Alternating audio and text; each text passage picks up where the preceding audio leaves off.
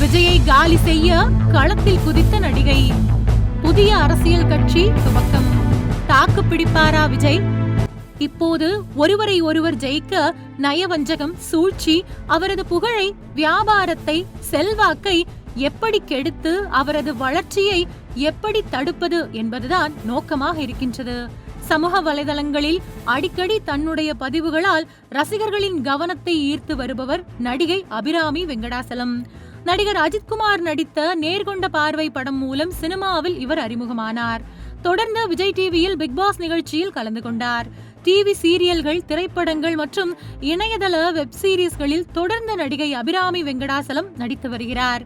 அவர் தற்பொழுது தனது வலைதள பக்கத்தில் செய்திருக்கும் ஒரு புதிய பதிவு இணையத்தில் ரசிகர்கள் மத்தியில் பெரிய அளவில் கவனத்தை ஈர்த்து வருகின்றது. நீங்க சொல்றதை கேட்க 4 பேர் இருந்தாங்கன்னா நல்லதையே சொல்லுங்க. நீங்க செய்யறதை பார்க்க 4 பேர் இருந்தாங்கன்னா நல்லதையே செய்யுங்க.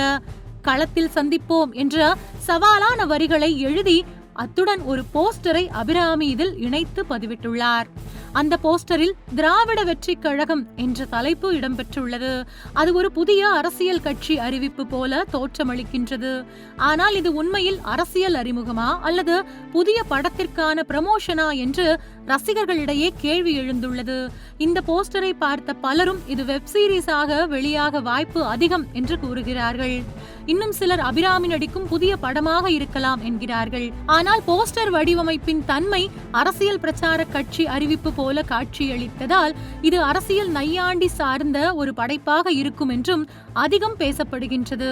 திராவிட வெற்றி கழகம் என்ற பெயர் சமீபத்தில் நடிகர் விஜய் ஆரம்பித்த தமிழக வெற்றி கழகம் கட்சியை மறைமுகமாக சாடும் விதமாக உள்ளதாக பலரும் கூறுகின்றனர். நடிகர் விஜயை குறிவைத்த நையாண்டி போல ரசிகர்கள் இதை புரிந்து கொள்கிறார்கள். இந்த பதிவு குறித்து பல்வேறு விமர்சனங்களும் வெளியாகி வருகின்றன.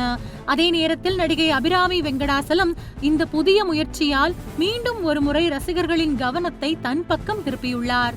இது திரைப்படமாக வருகிறதா, வெப் சீரிஸாக வெளிவருகிறதா என்பது அதிகாரப்பூர்வமாக அறிவிப்பு வெளியானால் மட்டுமே உறுதியாகும். ஆனால் திராவிட வெற்றி கழகம் என்ற பெயர் ரசிகர்களிடையே பெரிய விவாதத்தை கிளப்பி வருகின்றது. அரசியல் சாயலில் வெளிவந்த இந்த போஸ்டர் நடிகை அபிராமியின் கெரியரில் ஒரு புதிய மாற்றத்திற்கு வழிவகுக்கும் என்று ரசிகர்கள் எதிர்பார்க்கின்றனர். மேலும் திராவிட வெற்றி கழகம் குறித்த அடுத்தடுத்த அப்டேட்டுகள் என்ன என்பதை அறியவும் ரசிகர்கள் ஆவலுடன் காத்திருக்கின்றனர்.